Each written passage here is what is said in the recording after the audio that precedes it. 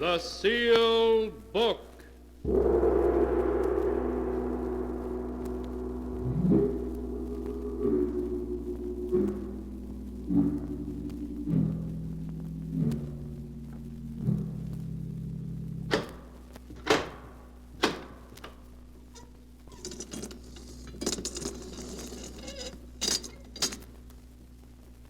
Once again, the keeper of the book has opened the ponderous door to the secret vault, wherein is kept the great sealed book, in which is recorded all the secrets and mysteries of mankind through the ages. Here are tales of every kind, tales of murder, of madness, of dark deeds strange and terrible beyond belief. Keeper of the book, I would know what tale we tell this time. Open the great book and let us read. Slowly, the great book opens.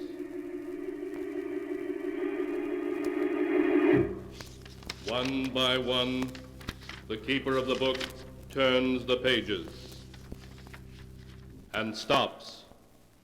Ah, the strange tale of a dying man told on his deathbed. A story of madness and horror. A tale called Out of the Past.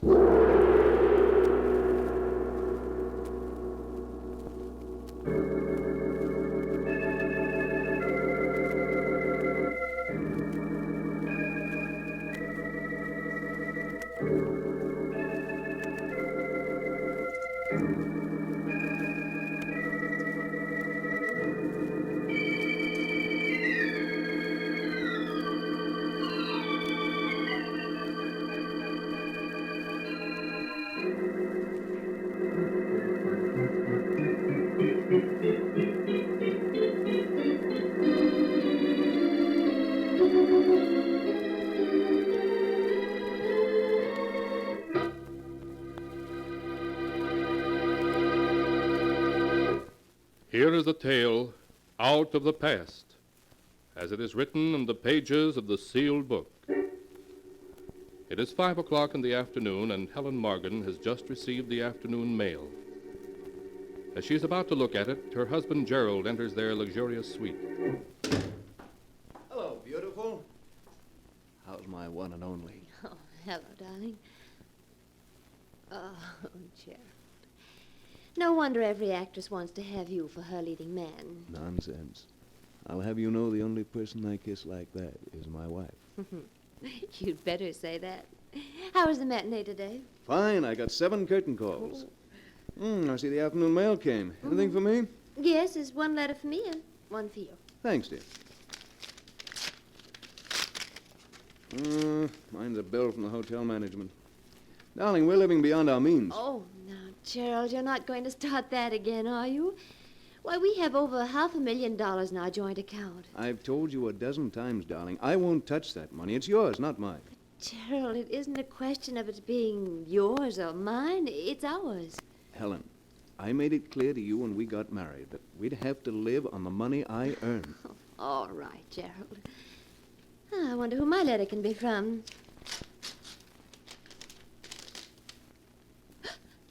Helen, what is it? For a moment, as Helen stared at the letter in her hand, she felt as if her heart had stopped. Then it began to beat again wildly, as though it would burst. Over and over, she read the few lines in the letter. A friend from England expects you tomorrow afternoon at 2 o'clock at the Hotel Edgewood. Please bring $25,000 in cash, or else I shall be forced to take action. John Benedict. Helen fought to suppress a cry of fear as the specter of her past returned in one overwhelming moment. From a great distance, she seemed to hear Gerald calling. Helen, what is it? What's wrong, darling?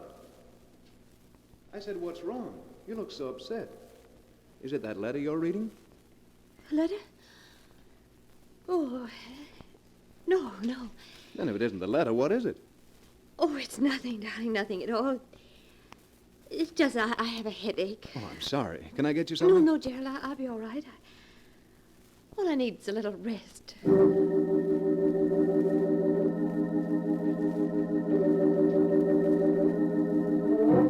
Helen noticed the worried look in Gerald's eyes and strove to act natural. That night she lay awake hour after hour, staring at the ceiling, seeing the words of the letter before her, the letter that reached out for her from the terrifying past. The next day, after Gerald had left the apartment, Helen ordered a cab. 20 minutes later, she rushed into the office of Martin Walker, her attorney. Martin, you must help me. I'm in trouble. Great trouble. Helen, what is it? What's wrong? I'm being blackmailed. Blackmail? Yes. By whom? A man named John Benedict. I don't know who he is, but I received a letter from him yesterday afternoon. Well, there's only one thing to do, and that's to go to the police. Oh, no, I can't go to the police. Why not? This man Benedict knows something I can't afford to have exposed. What does he know, Helen? Oh, please don't ask me, Martin. I can't tell you. But believe me, if it ever gets out, it would ruin my marriage. My life. I couldn't stand to lose Gerald. I couldn't. I'd rather die. No, please, Helen, don't cry. You know there isn't anything I wouldn't do to help you. But as I see it, your only chance is to go to the police. No, I can't. It would ruin everything. Oh, Martin, if you really wanted to help me, you'd do as I ask you. I've got to buy him off. All right, Helen. I think you're making a mistake, but I'll help you. How much money does this Benedict want?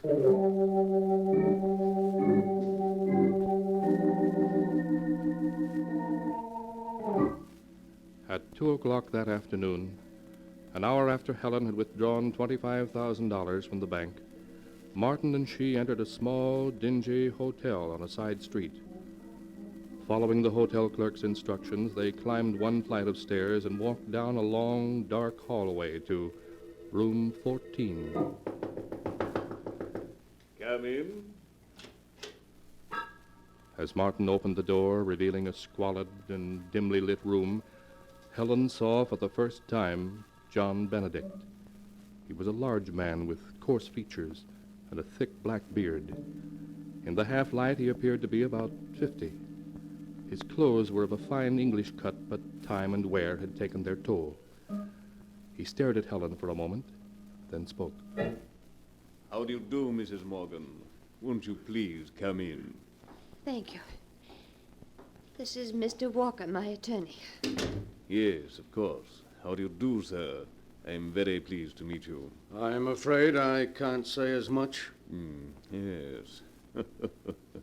I trust you'll forgive me these dismal surroundings, but alas, I'm quite penniless. So you thought it would be an excellent idea to blackmail this lady for funds? I'm afraid you misunderstand me, Mr. Walker. I'm not forcing this beautiful lady to give me £5,000. Rather, I'm, shall we say, requesting a loan. Yes, but if she doesn't give you this loan, you'll ruin her marriage, her life. It would distress me to ruin anyone's life.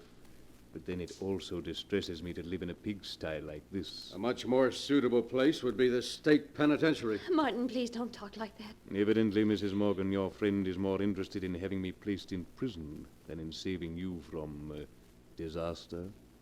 I'm afraid you haven't revealed our little secret to Mr. Walker, have you? No, I haven't. Well, perhaps if we were to tell him, he wouldn't be quite so eager to imprison me. Perhaps if he knew that at one time you had... No, don't say any more. I'll pay you. Allow me to commend you on your good judgment. Martin, give him the money. Give it to him. Very well. Here's your filthy blood money. Thank you. I think you've been very wise, Mrs. Morgan. Very wise indeed. Good day.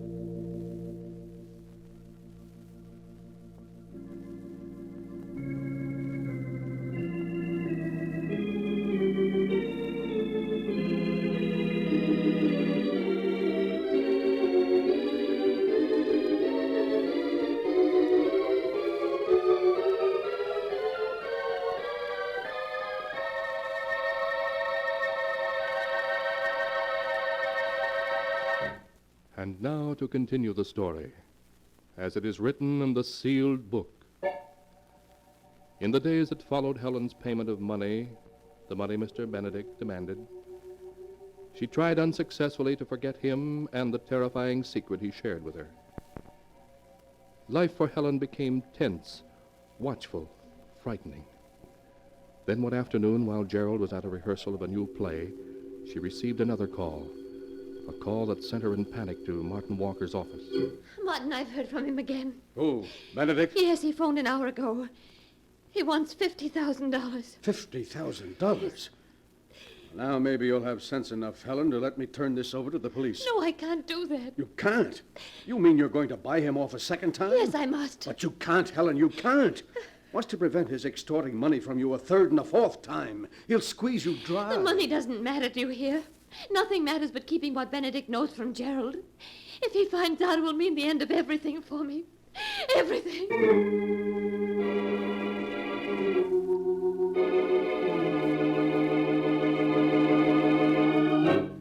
An hour later, Martin and Helen alighted from an elevator at the 23rd floor of the Hotel Bellevue. They walked down the large, luxurious hallway to Suite 23C.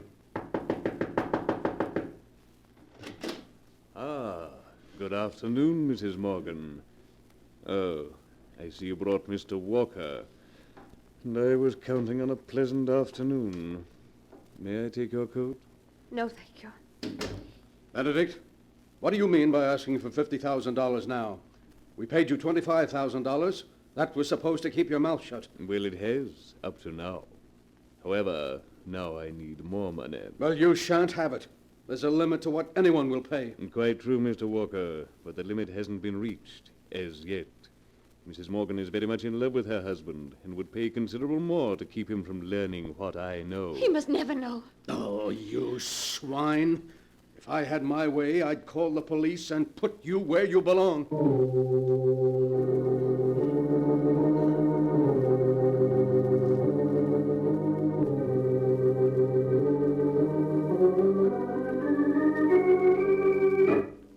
A week passed.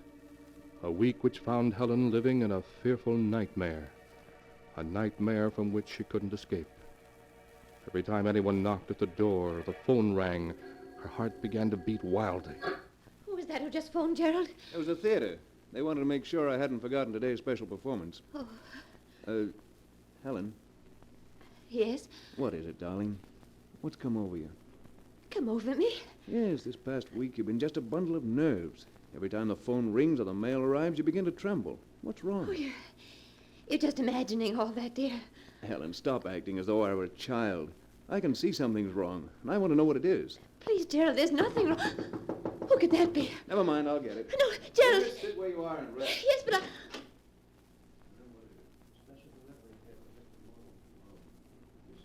Oh, why doesn't he come back? What's taking him so long? Gerald, who is it? Gerald! Helen, what is it? Why did you scream like that? I didn't scream. Who was it at the door? It was just a bellhop. He brought this special delivery letter for you. A special delivery letter? Yes, here it is. Thank you. Aren't you going to open it? After all, it's a special delivery. Yes, of course. I never saw anyone so afraid of a letter. Who's it from? Anything wrong? No. No, nothing. Nothing. Don't tell me that. You look as though you were going to collapse. Here, let me see that letter. No. I said give it to me. There. That's better. Perhaps this letter will tell me what's wrong. What? It's only one sentence. I will phone you at 2. There isn't even a signature. Who wrote this note, Helen? I don't know. You must know. Else why would you have gone so pale? I'll phone you at 2. It's almost 2 now. I'll wait for that call. Please, Gerald, you must have faith in me. All these weeks I've had faith, said nothing, hoped you'd tell me what was wrong. Now I must find out for myself. Well, right on time. It's just 2 o'clock. Gerald, please don't answer it. Take your hand off that phone, Helen. No, I won't let you answer. I said take your hand off that phone. No, Gerald, please. Hello? Hello? Hello? No answer. Whoever called hung up when he heard my voice. I suppose you still won't tell me who it is. All right, then. I have to leave for a matinee now. But when I return, we'll have this thing out once and for all. Please, Gerald, I just can't tell you. If you'd only believe me. Goodbye, Helen. Oh, darling. Darling, if only I could tell you. If only I could, but I know you wouldn't want me then. How could you if you knew? Oh, the phone. It must be he again. Hello? Good afternoon, Mrs. Morgan. You promised you'd leave me alone, that I'd never hear from you again. That was only a week ago. Yes, I know. But then I'm always making promises I can't keep. What do you want?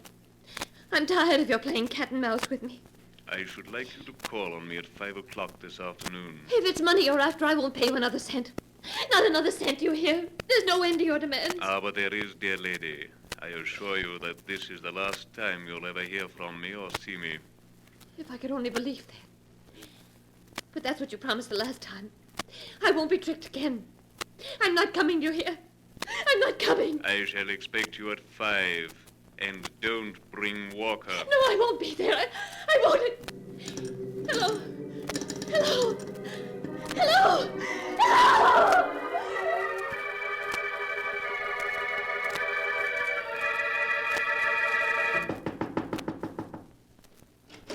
Ah, come in, Mrs. Morgan. You're right on time. It's just 5.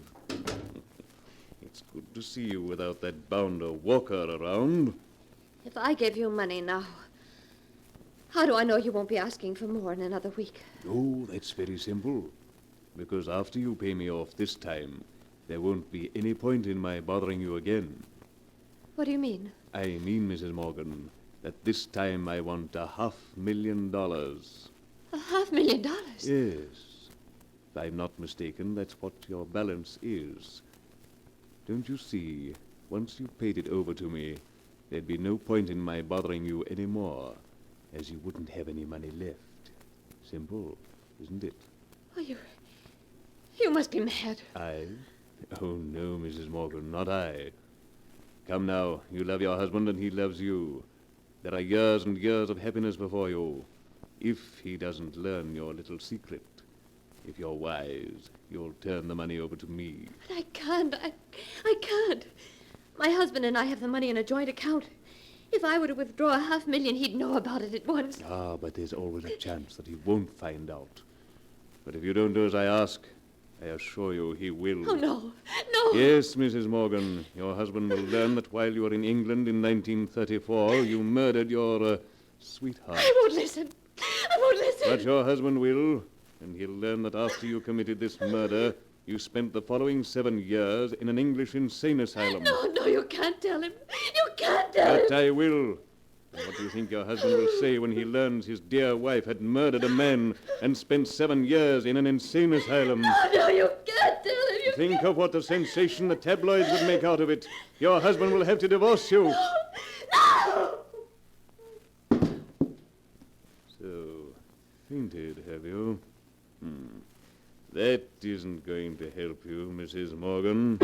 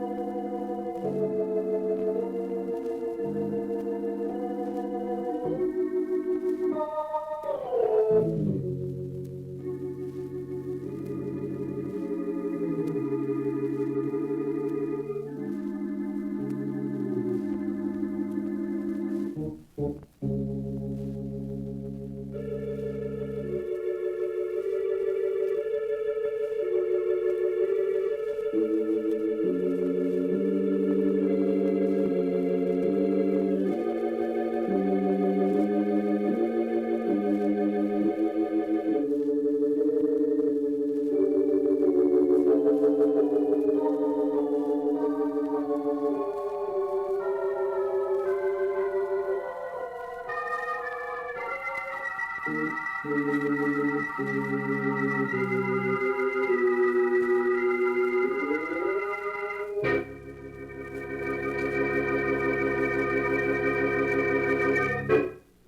now to continue the story as it is written in the sealed book.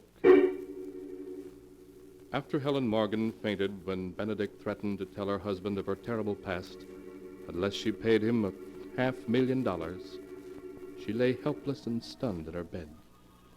When Gerald came home that night... Helen? Helen, where are...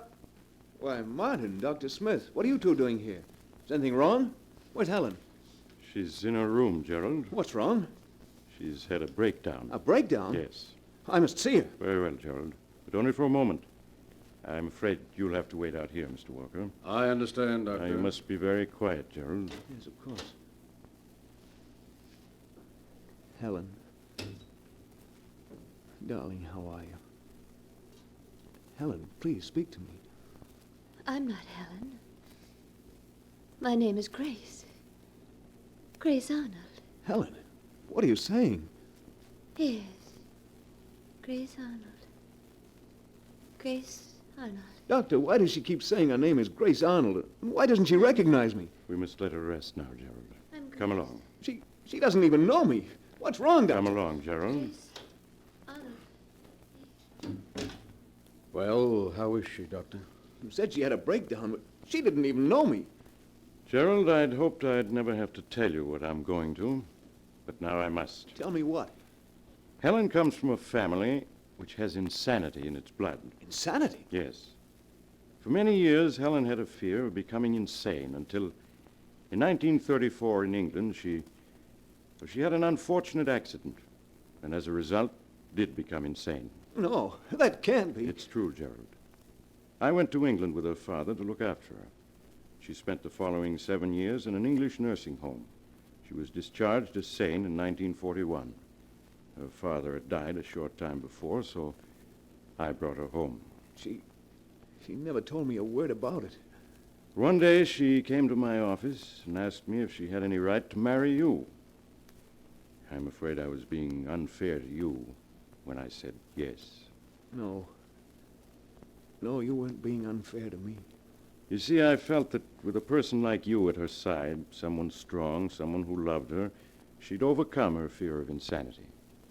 During the first 2 months of your marriage, my theory seemed correct. She never looked so well or was so happy. Then what caused her breakdown? I don't know, Gerald. I suppose she was so happy that she began to fear it couldn't last, that you'd find out about her past. Probably preyed on her mind day and night, leading to this breakdown. She'd only told me. Why does she keep saying her name is Grace Arnold? It's a symptom of her illness, Gerald. She's seeking to escape from herself. Oh, there must be something you can do. Will she always be like that? That's very difficult to say. Naturally, she'll have to go away. She may recover in a year or two, and then again she... Oh, no. She's so young and beautiful. You're tired, Gerald. You'd better sit down and rest. Yes, Gerald, that's an excellent idea. Meanwhile, I must return to Helen. Look after her, Mr. Walker. All right, Doctor. Well, how do you feel, Gerald? Tired, if you want to know. Well, that's only natural. These past 3 weeks have been quite strenuous for you. But with $500,000 and a joint account and a wife who will probably never be in any condition to ask you about it, you've done quite well. Quite well. That's an understatement. Name one actor, living or dead, who could have given as great a performance of Mr. Benedict as I did. You were superb as Benedict, I admit. Superb. I outdid myself. You should have heard me this afternoon. My dear Mrs. Morgan, your husband will learn that while you were in England in 1934, you murdered your sweetheart. And that after you committed this murder, you spent the following 7 years in an English insane asylum. Shh, Gerald, she'll hear you. Nonsense. I've broken her once and for all, Martin. Ah, what a pity. I played my greatest role to an audience of one. Yes, Gerald, but you were probably the highest paid actor in the world. I'm sure that $500,000 for 3 weeks' work, less my share, of course, is something of a record. You know, it's really rather a pity, for Helen, that is, that she talks in her sleep. Because if she didn't, I'd never have learned that she once murdered a man and spent 7 years in an insane asylum.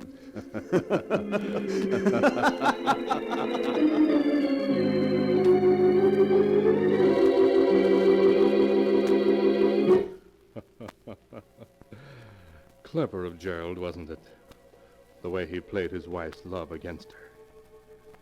But unfortunately, he never had a chance to enjoy his ill-gotten gains, for 2 weeks later he died as a result of an automobile accident, and on his deathbed confessed to everything. Even after Helen's recovery, which took some time, she was never told the truth about her dear departed husband.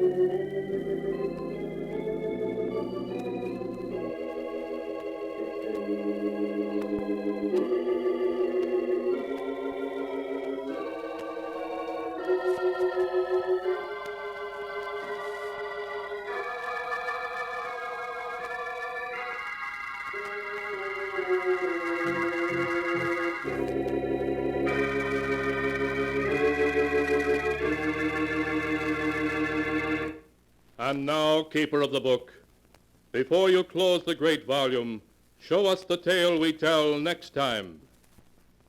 This one. Ah, yes. A story about the dark and mysterious Louisiana bayou country, and voodoo in the night, and the water rising in an old mausoleum built underground. A tale called Welcome Home.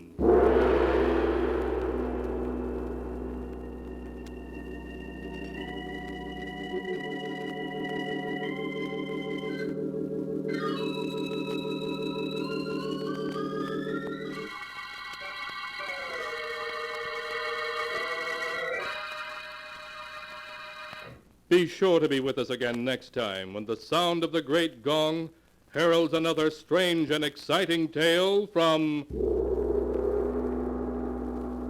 The Sealed Book.